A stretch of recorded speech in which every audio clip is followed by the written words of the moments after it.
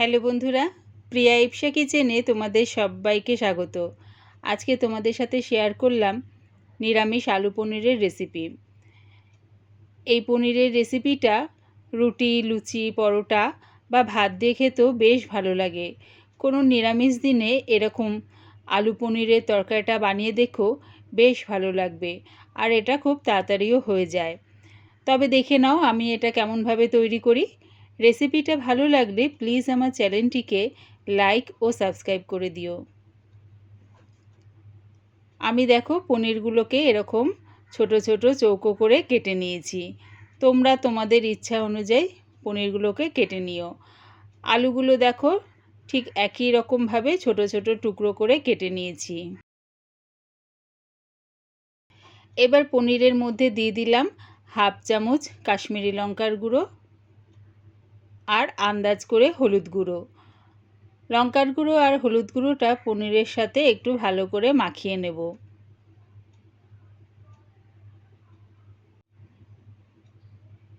গ্যাসটাকে হাই ফ্লেমে রেখে একটা কড়া বসিয়ে দিয়েছি। দিলাম এর মধ্যে বেশ খানিকটা সর্ষের তেল। তেলটা ভালো মতন গরম হয়ে গেলে পনিরগুলো দিয়ে দিলাম। পনিরগুলো হালকা করে একটু ভেজে নেব। খুব একটা বেশি ভেজো না, তাহলে পনিরগুলো কিন্তু শক্ত হয়ে যাবে। তাই একটু নাড়িয়ে চাড়িয়ে হালকা করে ভেজে নামিয়ে নেব। তোমাদের যদি মনে হয় পনির না ভেজে করতে পারো, তাহলে পনিরটা না ভেজেও এই রেসিপিটা বানাতে পারো। দেখো হালকা করে ভাজা হয়ে গেছে, এবারে নামিয়ে নিচ্ছি।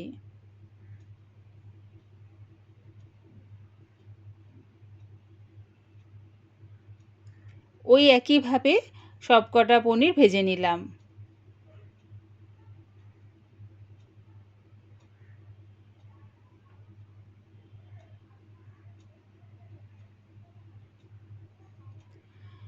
ফোড়নের জন্য নিয়ে নিয়েছি দেখো দুটো শুকনো লঙ্কা, তিনটে ছোট এলাচ, দু টুকরো দারচিনি, হাফ চামচ গোটা জিরে আর একটা তেজপাতা, সেটা দু টুকরো করে নিয়েছি। ওই পনির আর আলু ভাজার তেলের মধ্যেই আমি দিয়ে দিলাম।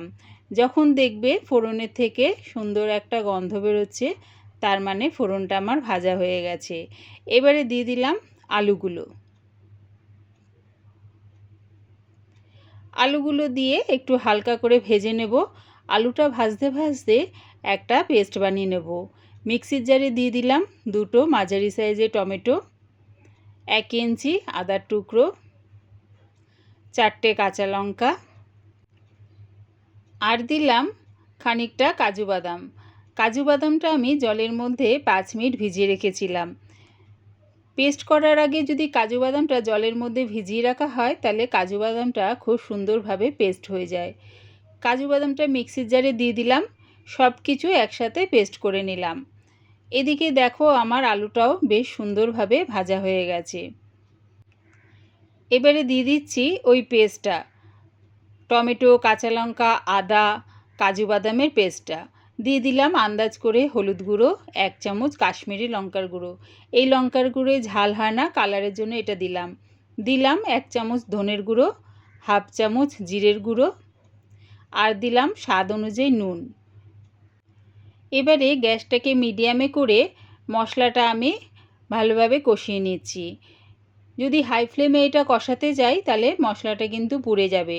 আর যেহেতু এখানে কাজু বাদাম পেস্টটা আছে, তাই সেটা পুড়ে যাওয়ার সম্ভাবনা থাকে। দিয়ে দিলাম একটু মশলা ধোয়ার জল।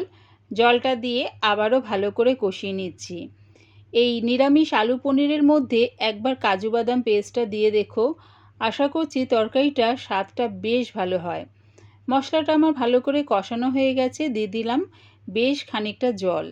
যে যেরকম গ্রেভি রাখবে সেই অনুযায়ী জলটা ব্যবহার করো। জলটা দিয়ে আলুর সাথে ভালো করে মিশিয়ে নিলাম। এবারে এটা চাপা দিয়ে হতে দিলাম। কিছুক্ষণ পর চাপাটা খুলে দেখে নিচ্ছি।